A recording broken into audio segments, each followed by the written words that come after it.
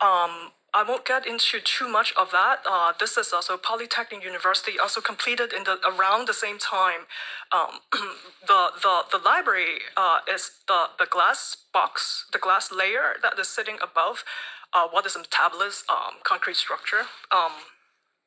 And the steel structure in the glass box was a given from 10 years ago, way before I was part of this project. And so what I tried to do was to instigate, to carve in and create our own skyline. And of that then becomes an instigator of the organic study landscape in the interior, which I think some of you may have already seen this project, a series of pavilions that were designed through the logic of rational form-making research. So each one of these pavilions has a certain structural logic to that. So the second model in the exhibition is this complex shell. I guess canopy. That's for that is actually all start with this exhibition that I did. I want to kind of introduce, maybe in some ways unpack what this exhibition is about through a series of exhibitions, which are actually part of the experimental process that drives my work. This is an exhibition on Mutsulo Sasaki-san sensei. He is the go-to structural engineer with Ito and Sana. So curated by San Kwan, we created this exhibition with a structural engineer Hilaiwa-san, whom I met while I was working in Japan, and we developed this very close working relationships through these series of works that we collaborate together, including the Polytechnic University library extension that you just saw. Those pavilions were actually closely designed with Hilaiwa. So we were teaching at WashU together exactly 10 years ago and made this exhibition. And what is quite, at least to me, incredible about this exhibition is we tried to create a very large plane of which then can showcase Sasaki sensei's work. And as we were doing this installation, I was working with students at WashU. Everything kind of started from here to all those WashU students out there. And so you can see we tried to create this really large plane. And as we were doing it, I don't know if you can see my mouth. Can you see my mouth? Oh, okay, here. You see how this line has this little dip and then kind of goes back up.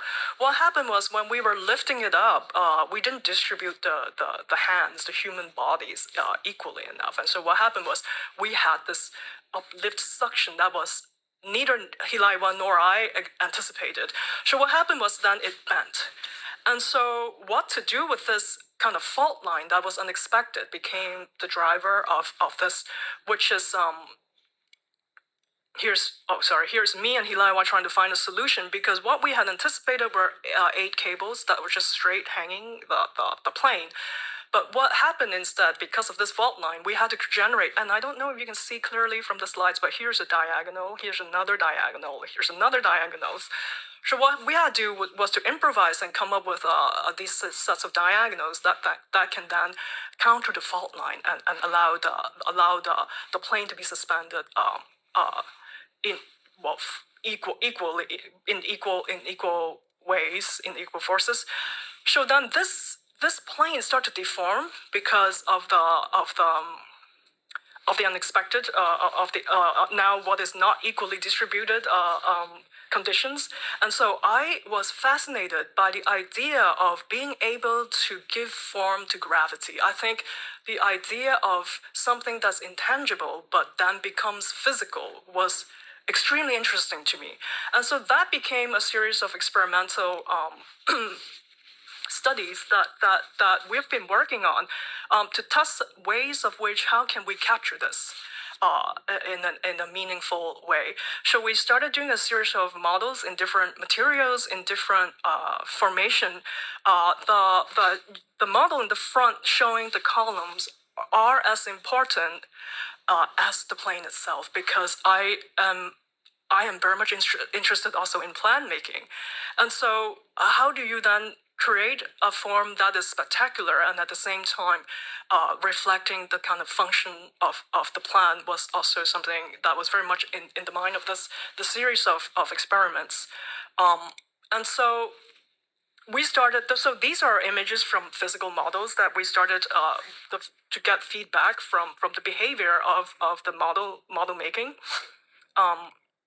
And so we started testing different materials, different configurations of the plan, different kind of light and shadows.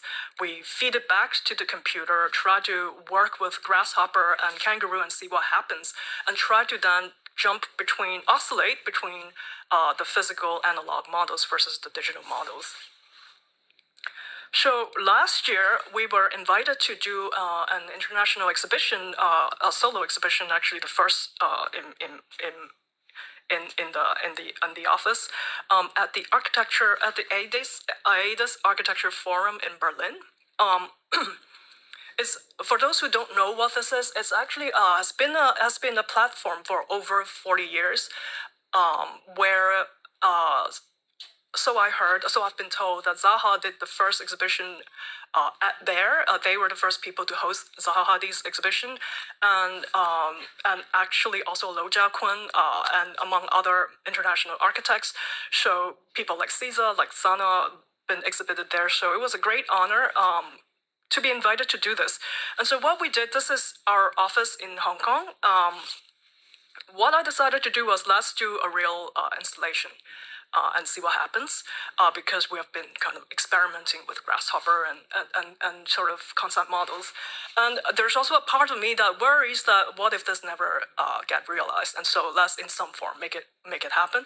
And so this is a 1 to 2.5 scale of what would have been the real scale of the project. We started making these modules in the office, and then we wanted to see what's going to do, so we install it in the office and see what happens. And so what is to me quite amazing about this experience was that for the first time I see this coming to life. I felt that there's a way to make architecture alive, and in fact this installation is very much alive in that because it's made of one module. So it's a complex shelf of kind of up and downs, and they're kind of all each pulling with each other. They actually, the form of that changes overnight. And so after we installed it, you start to see that the columns would start to tilt, the shells start to move, and it start to move, and we could try to push the columns and then start to intervene. I think that's something I want to emphasize, but I will get to it in a bit. But in the way that we could intervene and then start to change the form to more of a liking that we think is beautiful. So this is again the installation that happens in my office in Hong Kong. And then we took it to Berlin and did a similar installation. It was important to make sure that it would work before we go to Berlin. And what is amazing is I love the shadows that's happening in this image. And the complexity of this is that it has to rotate. There are many ways to make shelves. Let's just agree on that. But like the way that, because it's made of one module and it repeats itself, and then you do through the rotation and the way that it responds to the plan configuration, you get these incredible shadows, the light and shadows that's oscillating on the ground.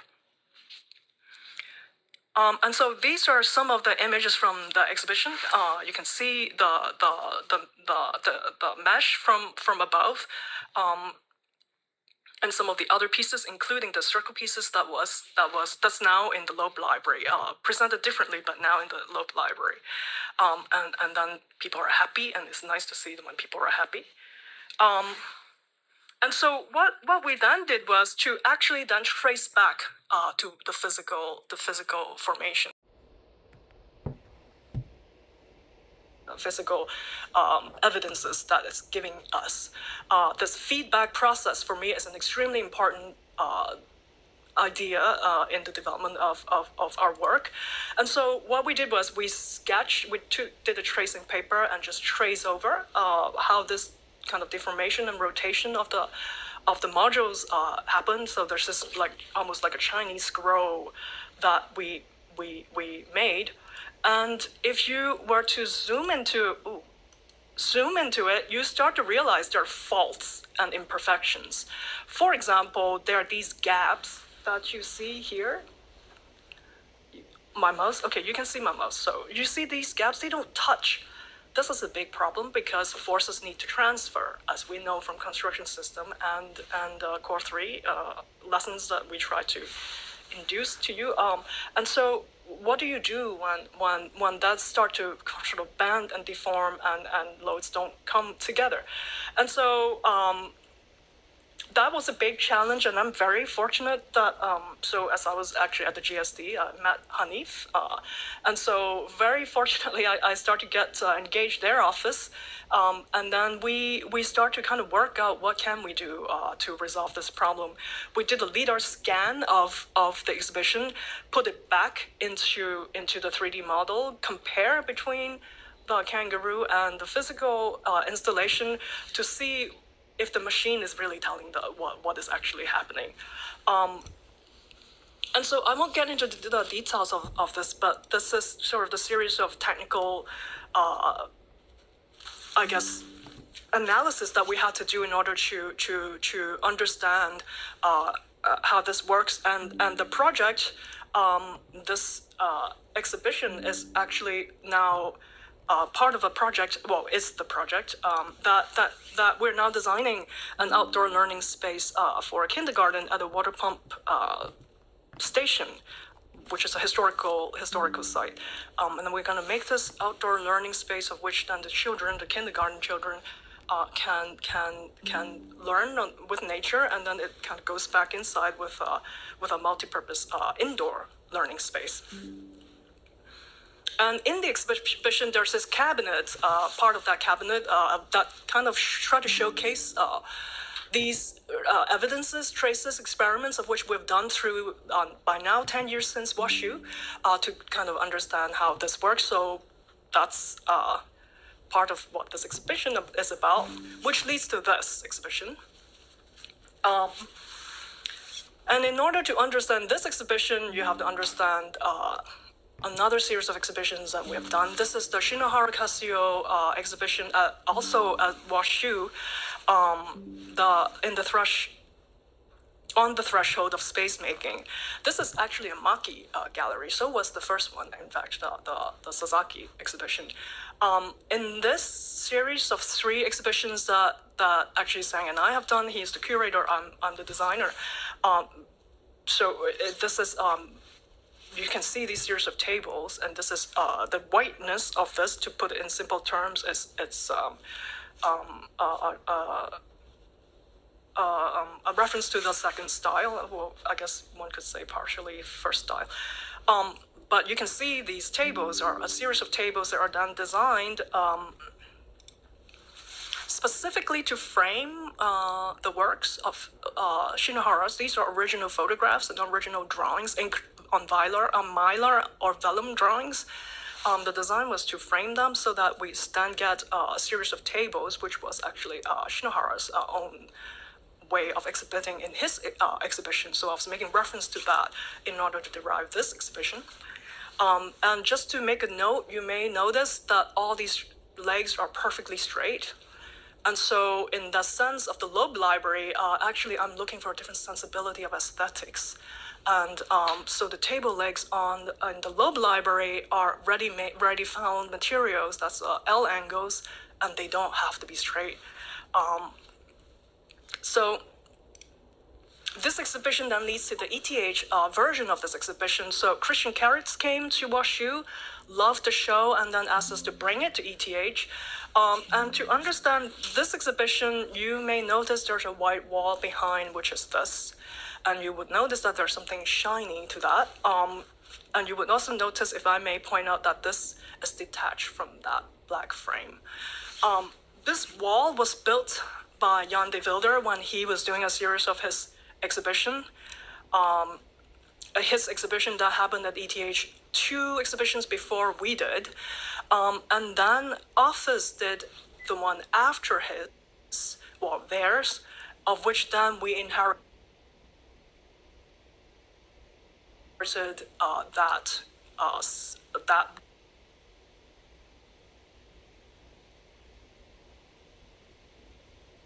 to point out the wall is connected to the gallery.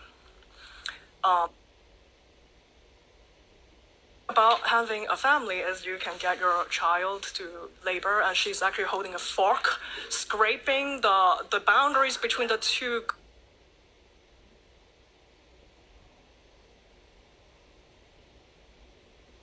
There's a reference to Walter de Maria. These are my art is the way I connect to the world. So from that we created this earthen floor for the exhibition. That is really an idea that also allowing the wall to float in the middle, working with the ceiling. That's very much organic, if I may. So you see in the center, the circle that's now filled in. It was cut. There wasn't a circle. Office cut it, then we filled it back in. So it's about the narratives. It's about how architecture transforms and grows through time, and how the authorship can also then inject different ideas in what then is not there initially. And so we were part of this narrative of creating these series of stories and the journey of this exhibition. So these photographs were taken by Jan himself. He was very excited when he came and saw how his original thing has transformed to this. On the left is an image of the wall that was connected to the gallery, and you can see the holes and the traces of sort of the absence of what was there. And then again, the ripped out kind of glue mark from the silver film that came originally from Office KGDVS design. And that the tables then took on a different life and then became Jan's office. You can see partitions, my blocking or shade, however you want to call it, part of the installation of his office at ETH. So what I want to say is that architecture is not just about the author. I think it's about like so many people that are involved. It's not just about form making, but it's also about the stories that go to it. Then this became so. He was very excited. He called it the grid non-grid because we removed some of those tables to work with his wall, and then that appropriated into his monograph in the A+U. Now, this is the most important iteration, at least to me, in my growth of as an architect.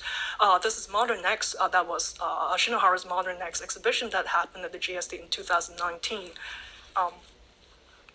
Without getting into too much gist of that, is about this kind of chaos, multiplicity, reading of space and things, and we made this installation in the Drucker Gallery, where we create this fulcrum between the Yokohama House, the fourth style, that curve, versus Centennial Hall of that interior. And so that was the design of that. But what happened during the process of that was I was appointed by the curator to document the sets of original drawings that came from Tokyo Tech. This is probably, I don't know, but I'm probably thinking this is probably one of the few, if not the last time, that these materials would ever travel outside of Japan. But so there was a moment when I was sitting in the basement of the special collection, just me alone with these sets of drawings, these original hand drawings of the sketches. The colors are vivid. And it was almost like, I don't want to make this dramatic, but it was a pretty spiritual moment for me when I saw these drawings. And it's interesting because if you look at this, it's as if he was expecting it to be framed and to be viewed when you make a sketch. And then there are these drawings that are like just kind of like part of the thinking process, and it's chaotic. And quite honestly, to my eyes, was quite ugly. And so I was very curious. Why would somebody put a circle and clashes with a triangle and then suddenly draw this arc? And that doesn't seem to make sense to me at the time. And this is all by someone who made the perfect square plan. This is an elevation from the same exhibition, which on the left is housed with an earthen floor, and on the right is umbrella house, both done in the early 1960s. I even tried to tell my students how amazing these two houses are by putting a slide of that in the construction system. I don't know how many of them appreciate this, but it's a perfect 24 feet square. The columns shift because of the concept of which he had in the designing of these houses.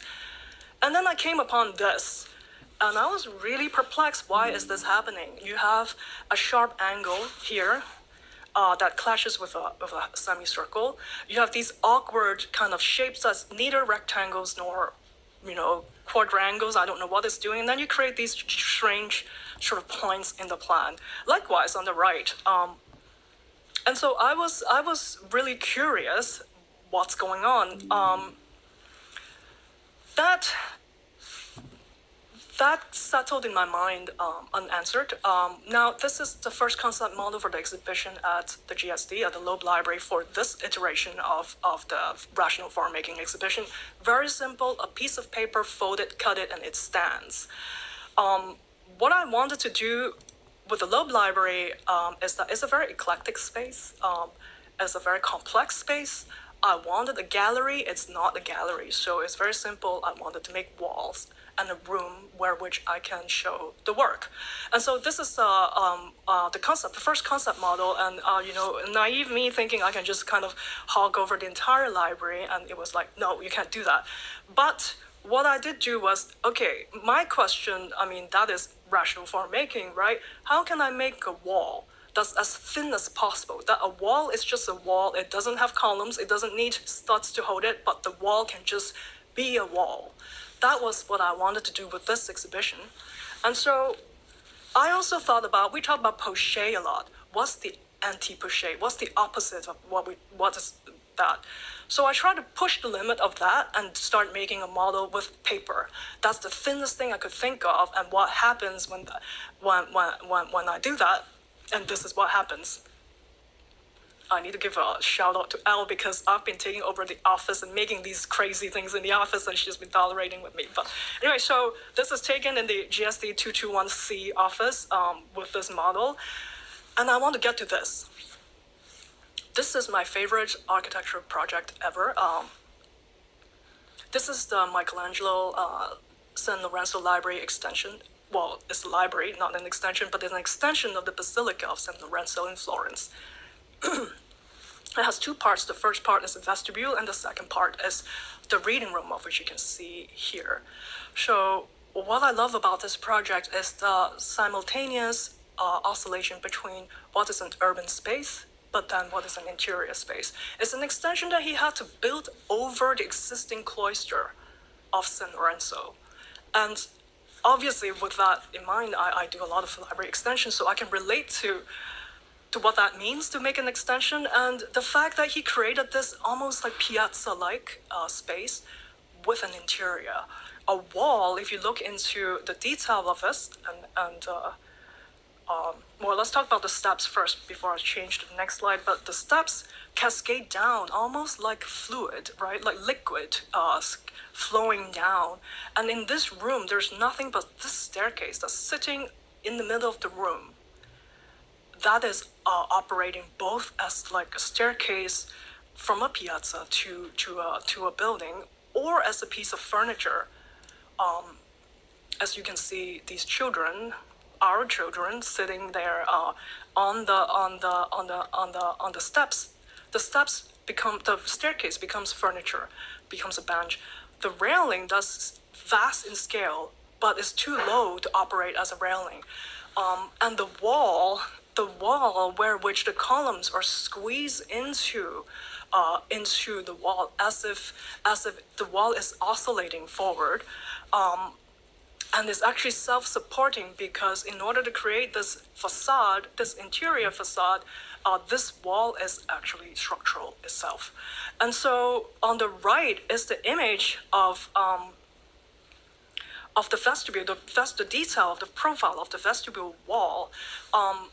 I was amazed when I saw this drawing. This sort of level of form making that is also at the same time very powerful. And so that's when I got very excited, when I found a way to legitimize ways of making these very interesting lines in this exhibition. That was the paper model that you saw earlier in Plan, that it starts to kind of find its own way of being, and these folds and these cuts and the way that the paper behave start to tell me what it wants to do. And so as we start to develop this installation, I started doing a triangle because the square was taking up too much space. And then naively thought I can translate what works on a model level into a real life scale.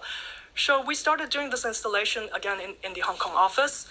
That's the picture on the left. Is just lamination of cardboard. It was important to use materials that was as found. I felt that to go to the most basic, the most elementary way of making architecture, it has to be something that's not customed.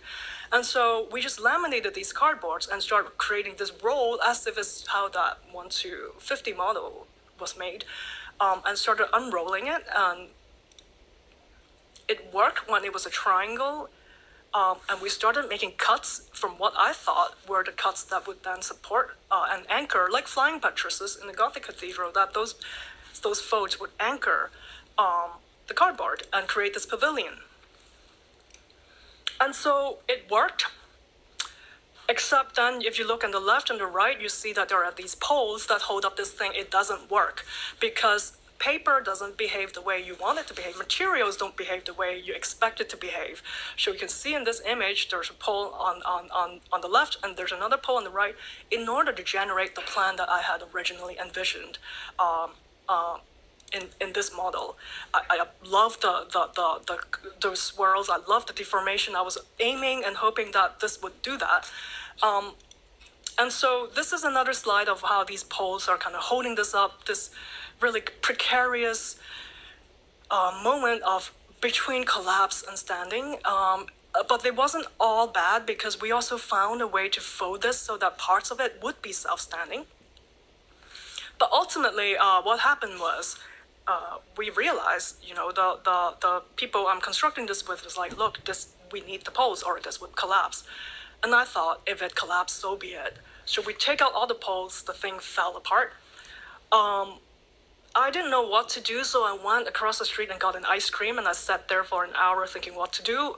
Came back and decided that I just have to work with it. So what we did was we literally gave it love. We hugged it, we curled it, we push it, we fold it, we touch it, and then we started doing much more smaller moves. That is responding to the material and responding to real scale. So you can see that in this slide, like these folds coming through, and then we were able to do this rather successful series of moves and folds and curls, generating rooms, generating thresholds, generating walls in order to hold up the exhibition. We scanned it to see what the configuration would be, and this is the plan. Finally, of what we came up with. I was amazed. I don't know if you were amazed, but I was amazed. Wow, because many years ago, I got this postcard from Sang, from CCA. Hi, Giovanna. So from CCA of this plan from Alison Peter Smithson's house for the future. I was fascinated by it from many, many years ago. That stuck in my mind. And there it is. I generated a plan that could have similar sensibilities, if I may. And so that was very exciting. I was like, wow. But I wanted more, so I pushed it. I was like, what if the wall isn't compromising itself to become rooms? What if a wall is a wall and stays as walls and still can have the potential of being a spatial creator? And so I started trying to think, I don't really want it to become rooms. I wanted the wall to just stay true to what it is. And so so this is when this is the second iteration at the GSD that a team of students and myself were putting this together. This was the night. These two pictures were taken the night or early morning of the snowstorm. Remember, there was this ginormous snowstorm. Everything was like collapsing, And so I couldn't sleep. I was like, oh my God, I have an exhibition to put up in 2 weeks. Like, this has to work. So I came back there at 4 a.m. And it worked until it didn't. And so the right side was the image of the collapse. When I started to fuss with it, I was like, you need to be a certain way. Like, I want you to be that form. It didn't want to listen to me, so it collapsed. And so one of my favorite art pieces is Giacometti's The Palace at 4 a.m. I will call this the collapse at 5 a.m. Like, that's my little story. And so finally, this brings us to this installation. This is the third iteration of the wall at the Loeb Library. And so you can see that there are the sharp angles, there are the curves. They are there because that's how the wall would stand. The folding, the curves, the curvature. The orange tape is there because it's a ready-made material. We had to tape it together to get the height that we need. This brings back to my Shinohara question.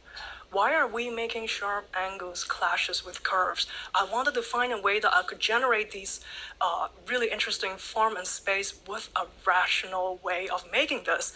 And so I got really excited when these folds and these curvatures generated a plan that allows me to do that. And you can see these, like, now the angles make sense because there's, well, first of all, the material is telling me to do that. Second of all, there's me intervening with this, creating this plan. And so, and this form that is generated by just one thinnest plane I could possibly find to iterate and to invent. So I was interested, remember the first painting I showed you, the Mannerist painting? I was interested at this moment in the aesthetics and beauty. What can we find in terms of, like, I'm interested in deformation, I'm interested in distortion, elongation. I'm interested in trying to find aesthetics in a different way. It's like, what can you do when when the people who came before you are Raphael and Da Vinci, and you have achieved the sense of high Renaissance aesthetics? What do you do? Just as Michelangelo in the San Lorenzo Library, why are the steps having this kind of fluid curves coming down? Why are the columns embedded into the walls? And why are the steps that's large scale becomes a furniture scale that can be sat on? I'm now really interested in this questioning of form making and aesthetics, and allowing myself to intervene. I think the humanistic approach is very important in this state of my search. And so therefore, it's not just about responding to gravity or material or wind, for example, but it's also really, what is the human intervention? What's the humanistic approach? To kind of wrap this up quickly, I realize I've been talking for a long time. Just want to kind of add a note. This is a slide from Mutsulo Sasaki's own lecture. Traditionally, deformation is not something you want in structural design. And so what they do is, in the case Candela and Toroja's shell structure, they overcompensate in order to take care of the deformation. I'm trying to say, no, I want deformation. Look at this wall. It's bending over because it needs to, because it has to, because it's reacting to what it needs to be in order to just stand afloat. And you can see this plane kind of just distorted. I love that. So finally, this is the plan from the third iteration at the GSD library. I'm going to use this to design an information box for a public peer, a project I'm working on. I'm going to use very thin material and let that just be the form and the structure itself. And the last part of the exhibition is this series. What I want to bring to your attention is the photographs. It's a photo essay by Stefano Graziani. I saw this show at the CCA called The Lives of Documents Photography as Project. It's curated by Bas Prinsen and Stefano Graziani, and I was blown away by this. I was very interested in how it becomes an open research tool that you can document and investigate the built environment around us. So what we did was invited, I asked Stefano if he would come to Hong Kong to document my projects. Now that's been 2-3 years since they were completed, and he made this beautiful series of photographs that I did not see in my work, but he saw, and I think these two sets of photographs is just absolutely beautiful.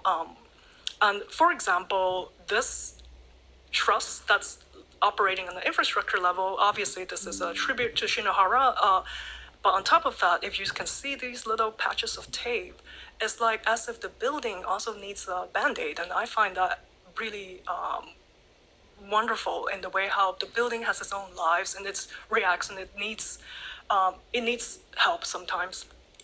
So that's the photo essay that happens along the back wall and also on the pavilion. I love how this wall is kind of falling down, just opposing against this really robust concrete column. That's the kind of beauty that I'm seeing.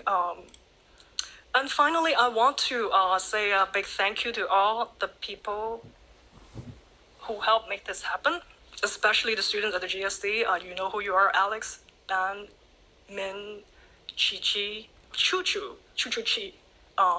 and Angela Lai, Sophia. Did I miss anyone? The list is there. So they have been amazing through this journey. Just being the team together, making this happen. And I also think actually it has to do with my teaching pedagogy. To be honest, I believe in making, I believe in involvement. You as an architect don't sit behind a drawing board and tell people what to do. You have to be there and be part of the making process. And so the last thing I want to say is, at the end, architecture is really about people, and it's about it has a life of its own as much as it is about the people that use it. I think that in the process of this search for form making and aesthetics, what really gives me the most satisfaction is how people interact with it. I said this before, but in one of the library extensions that I've done in Hong Kong, the students love it so much that I was told from the librarian that people wait in line the line is so long that they wait outside the building in order to get up there. And so it is ultimately about the people we serve. So that is my last slide. Thank you very much.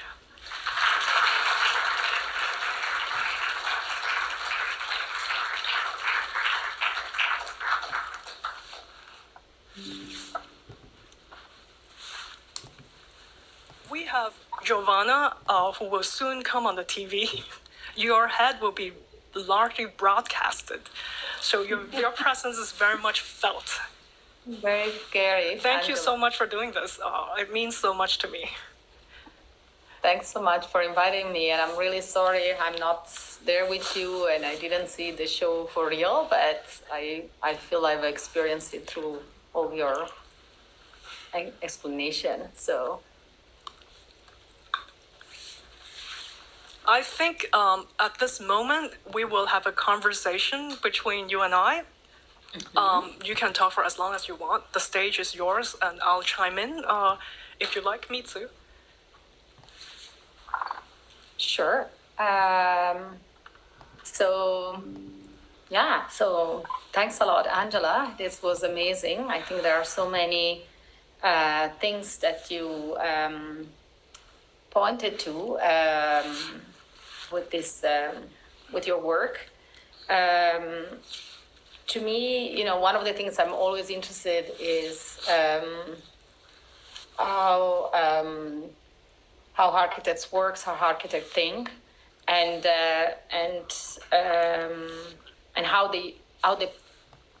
what the practice do for them in a way. And I find that one of the topic that maybe I want to hear more from you is this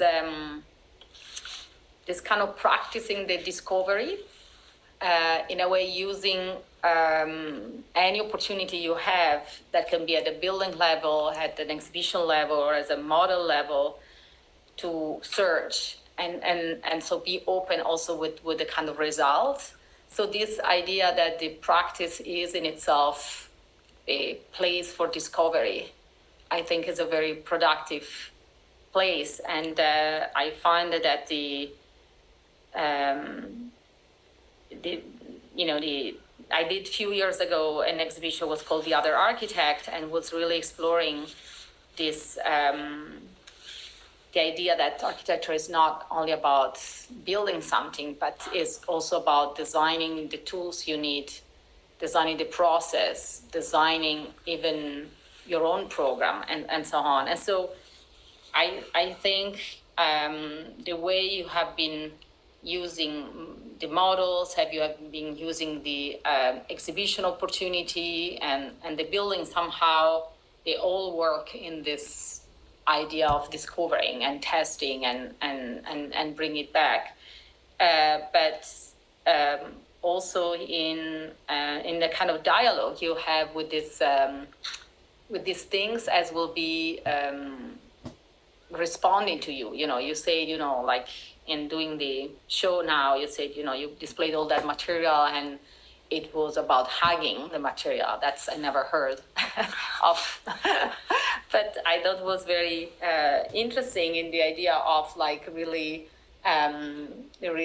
not just testing at with a computer and the kind of geometry that things can have, but really also really sensing the material in itself. So I don't know how I'm reading your practice really has this discovery act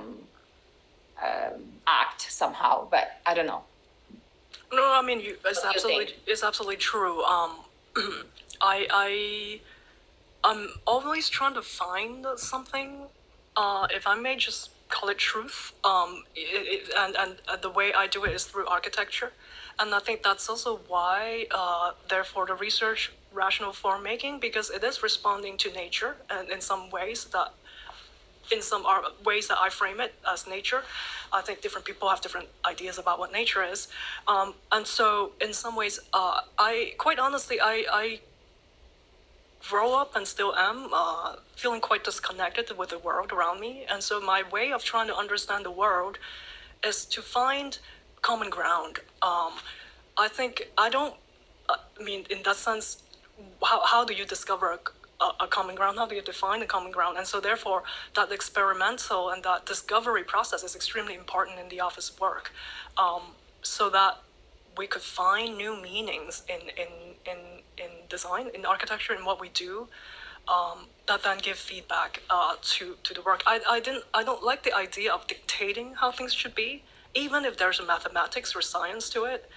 I think that should be a process where which you get feedback information from whatever you're working with. Maybe it's your client, maybe it's people, maybe it's a construction site with the workers, maybe it's the students that you're teaching your studio with.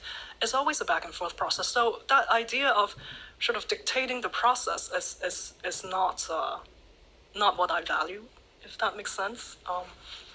So in this sense, when Grace presented to me the opportunity to do this installation, exhibition, it was actually originally meant to be to bring the AIDA's Architectural Forum exhibition to the GSD.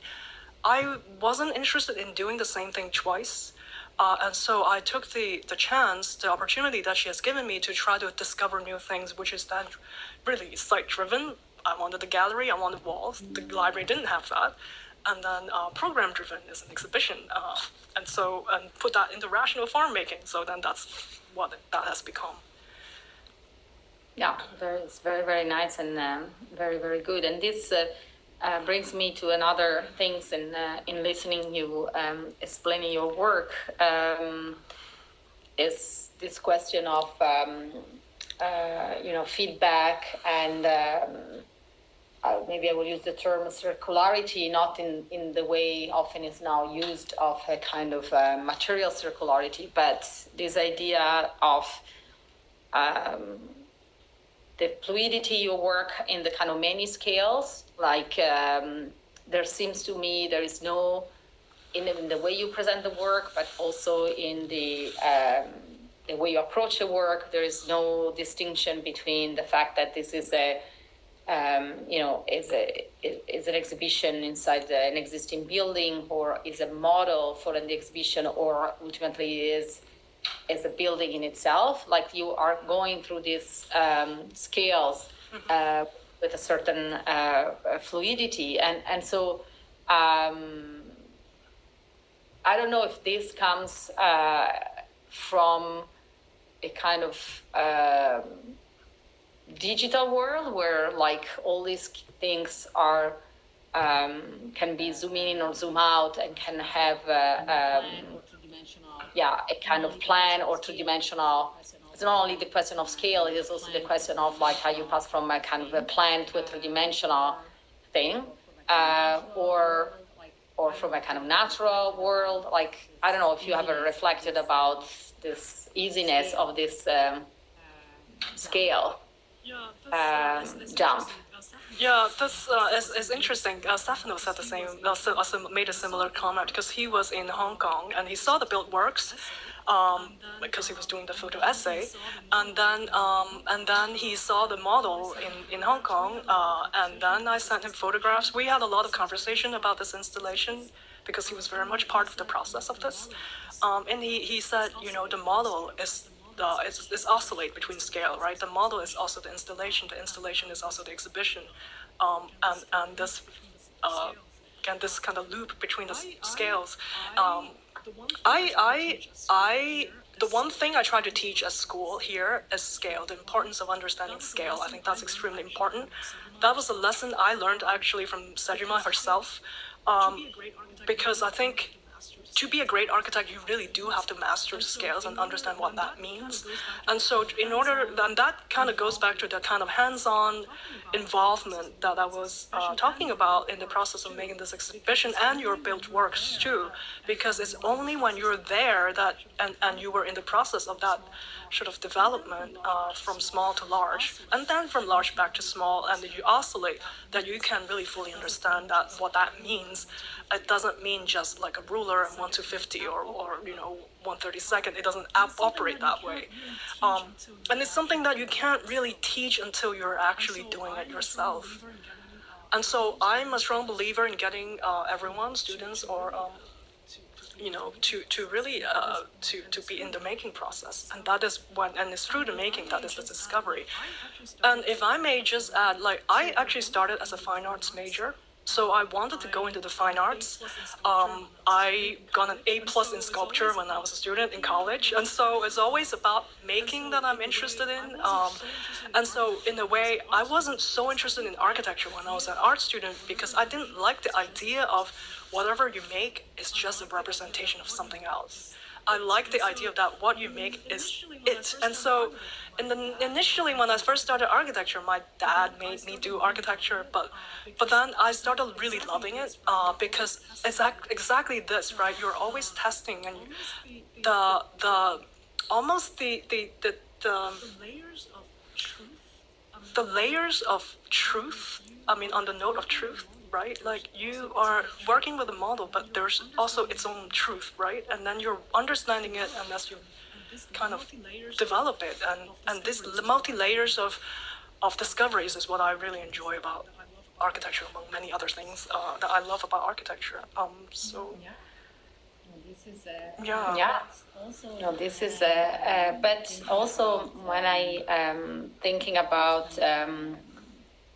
this kind of using again this word circularity, but you showed you say the project you like the most is that Michelangelo piece, and through the kind of curatorial work you have done, you have been working on the looking really the work closely of many of the Japanese architects, and I know many more than that. So how absorbing the work of all these past architects is coming into your work. You gave us a bit of a glimpse of some of this, but I'm interested in, I did some years ago, again, an exhibition that was about how contemporary architects are dealing with the question of history, and are they just using it as a repertoire of solutions to sort of like copy from, or to inspire, or to understand it, or like so I will be interested into or to quote, or I don't know. I will be interested to understand what is your relation with like all this knowledge that I know you have about what already happened. So in the first several slides that I show in the works that I recently, well, 3 years ago, that completed, I think I had a very different sensibility in terms of design and aesthetics. I think I was looking for rationality, if I may. I was very much inspired by the collaboration between Sasaki and the architects, Ito and Sana. I was very inspired by that when I was actually in the office witnessing the process of how Rolex Center at EPFL was developed, and that because that's actually not taught at school usually. I mean, I think now we're trying to do that here, by the way, because people like myself, like Grace and Eric, believe in this kind of approach. And so we try to do that now in school, but actually that wasn't taught until I learned that in the office.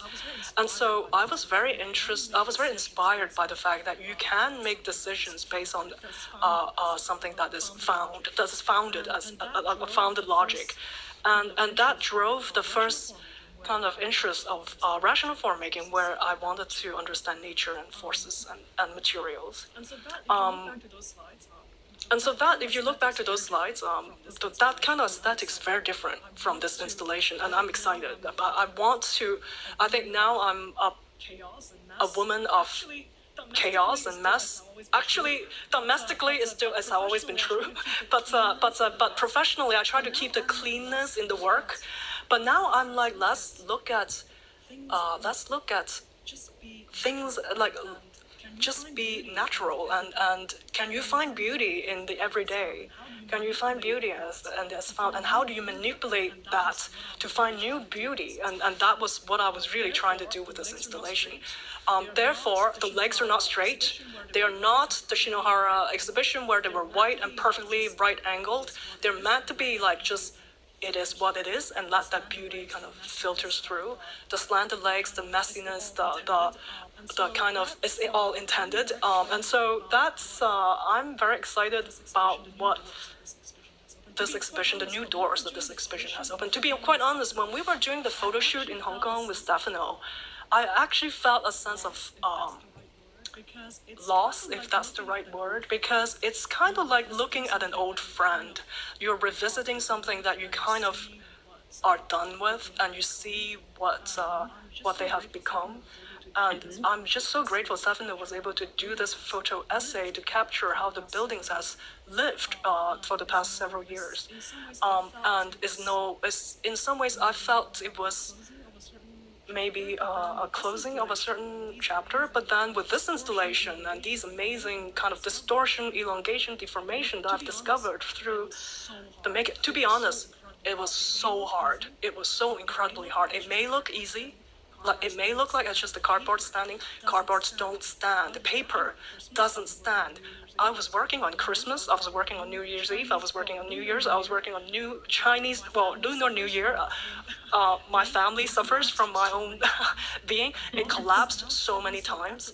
And what it is now sitting so effortlessly is actually a lot of trial and error. And so the form is really based on what the materials, push the wall to the thinness. I could have put some poles up and just do whatever the original design was. I mean, that amazing reference plan that from the Alison Peter Smithson house. I could have done that if I had just accepted maybe 2 or 3 poles, but I didn't want to accept that. I wanted to really have the most truest configuration reaction from what the wall wants to be, and so we took out all the columns, like literally collapsed. My heart was broken. But then we found a way. Literally, it was through love and just relentless dedications, both not just for myself, but for people in my office, for the students here, for the exhibition team, among many other people. So in terms of reference, yes, I've always been interested in Michelangelo as my hero. There's no other figure that one could say that. So yeah. So Grace has suggested we open the floor for questions for both you and myself. Sorry, yeah, please. No. So I thought we maybe could. I'm actually really curious about what you were just starting to say about the exhibit now. Is pretty fascinating, I think, for those also who've have a chance to walk through the exhibit. What would you say is the interest or advantage to studying thinness? And one of the things that we didn't talk about was that you actually have a background having worked for Sejima at a time, and so maybe also you could reflect or tell us a little bit more about what you feel the critique is of that particular mode of practice now that you have some distance from it too, because clearly that had an impact on you.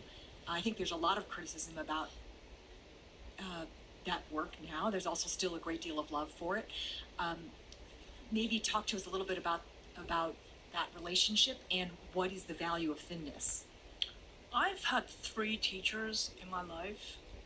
The first one is Rafael Moneo. When I was a student here, I took a studio with him, and then I went to his office to work in Madrid.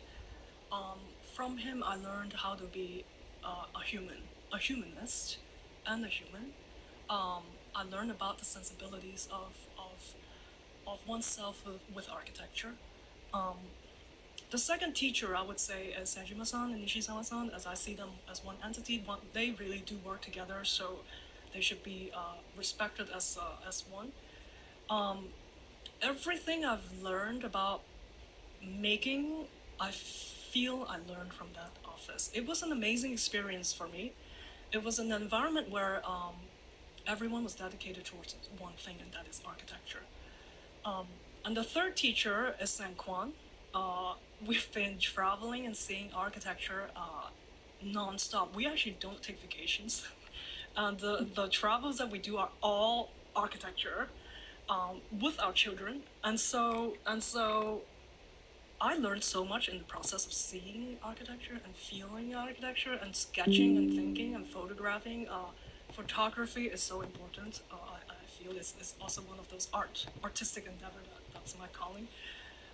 And so I think somehow whatever that you saw today at the exhibition, both in terms of the work that's being shown and the installation and this search for, again, the aesthetics of the deformation, distortion, really is accumulating these years of learning that I've had through the 3 of them.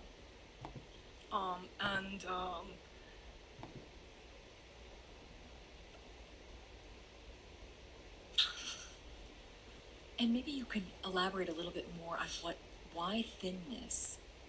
I'm really curious about this because many of us were in this very seat just the other night. We were talking about thickness of walls, and with Barazzi Vega's work, etc. And so I am really curious what that means. Why that particular? Because I think thickness is, if I may, is easy.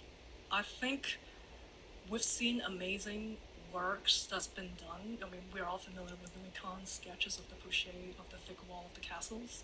I think the wall, if you put enough meat in it, it will stand. I think. So I was interested in how can we push the limits the other way around. If the wall, I'm interested in the narrative of fragility, in precarious conditions of the near collapse. And I wanted to push the wall to the thinness where which that can be expressed. And therefore, when I see the wall bending, you cannot do that when there's a thick wall, because it's already the thickness of that resists any discoveries. And that is a direct configurations coming from the author. It's controlled. It's dictated. I was interested in discoveries. I was interested in transformation, deformations. I'm interested in the material and the walls telling me feedback rather than it doing what I tell it to do. And so therefore, I wanted this to become part of the architecture. Therefore, the mannerist aesthetics that I was showing you how do you find new ways of defining, you know. Other question. Hi. Down here. Hi. I guess I was curious about your use of the terms rational and functional in your work. I can imagine someone hearing those words and then being really delightfully surprised when they do see the way that that's manifested. And I think that a lot of your built projects are like indulging a sense of wonder or ephemeral beauty or joy almost that seems contradictory to the pure pragmatism of rational functional architecture as we normally conceive of it. So I was wondering how you define those terms just within your work or process. Yeah, I mean, that's a very good question. Thank you. When I was teaching the rational farm making seminar here, actually one of the students also brought up, hey, there's also the rationalists for the Italians, right? Like, for example. So there are many ways to talk about rational architecture, and I guess for me, ultimately, and as you can see from those models, it's about the spatial experience and wonders. That's the ultimate goal. The process is through what I call rational way of trying to find the logic to generate that. It's a critique. It's clearly a critique towards what Grace pointed out in the introduction. I come of age in the 90s when people were doing all kinds of crazy forms. You can call, Greg Lynn, Zaha Hadid in the early, middle, Zaha Hadid were like doing these crazy things when like suddenly Rhino was discovered, Maya was discovered, and they think they could just do anything, right? Even Frank Gehry, if you look at it, I love Frank Gehry's work, but the amount of steel that goes behind the facade in order to generate that form is enormous. And I also was fully aware of Heinz Zissler's work, where you have to do this very specific customized form work in order to generate that kind of concrete shells. So even though the material thinness is true, but the actual resources that go into generating these architectural works is actually enormous.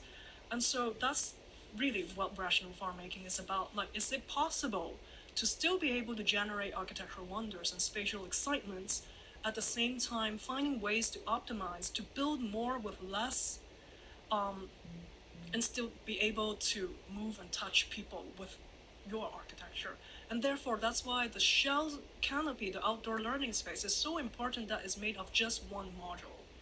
It's the same module because in the fabrication of it, it's very low cost. You do one die and you just generate those modules, right? And so it was really fascinating also for Hanif's team, the structural engineers that I'm working with, because they also have never encountered that in their career of making these complex forms. How do you do this with a very basic unit that generate immense possibilities? So we were able to do this with actually a low cost material, both in terms of materials and in terms of there's no formwork, for example. And so that's actually the critique of rational form making research. Like, is it possible to be responsible as an architect and still be able to create these wonders that touch people, that you could feel something from it? In the meanwhile,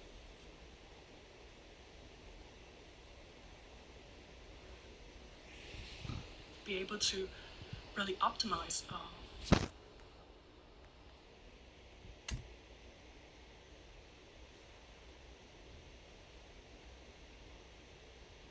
in the process of moving.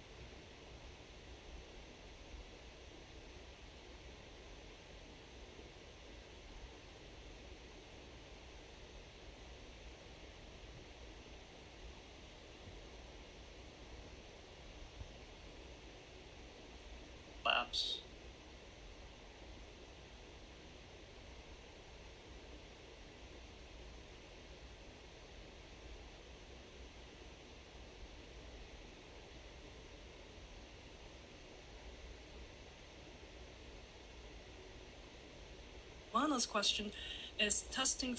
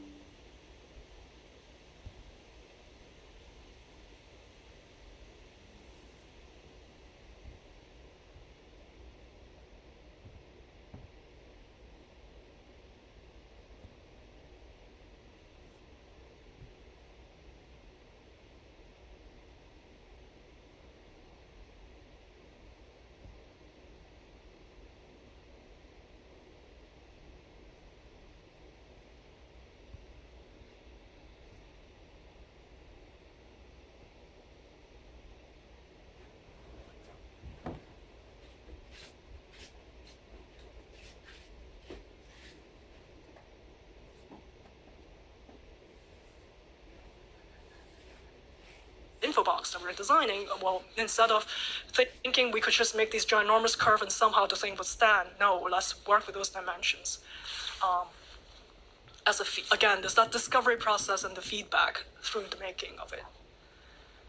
I think we have time for one more question. There's one up here already circulating. Hi, Angel. My question is about whether you have a change in your perception towards a digital way of making and an analog way of making. I see your project starts a lot kind of with analog, a lot of sensibility developed through that. Do you find like new sensibility in the kind of journey to from kind of the bookshelf project to now? Is there a change in your position towards the two? Yeah, that's my question. It's well, I inherently like physical models because that is the closest to reality you can to see and understand light, space, scale. But what is important to understand is the digital model is a necessity. I think with the kind of work that we're trying to do, it's not possible to just do it with physical models anymore, and I appreciate that. I think that's a nice transformation of the office's work, where it's no longer, you can't just understand, for example, the Hong Kong Literature archive, it was so complex in the way the 3D model had to work in order for the curves to work, because it's a three-dimensional shell, right? And we had to use these three-dimensional mold in order to get the acrylic covers, the doors, to work. And the joint, imagine how do you open up a three-dimensional curve as doors? So there needs to be like a straight line in that curve. And so all of that was only possible because of the digital model. Likewise, the canopy, outdoor learning space, it wouldn't have been possible without grasshopper and kangaroo.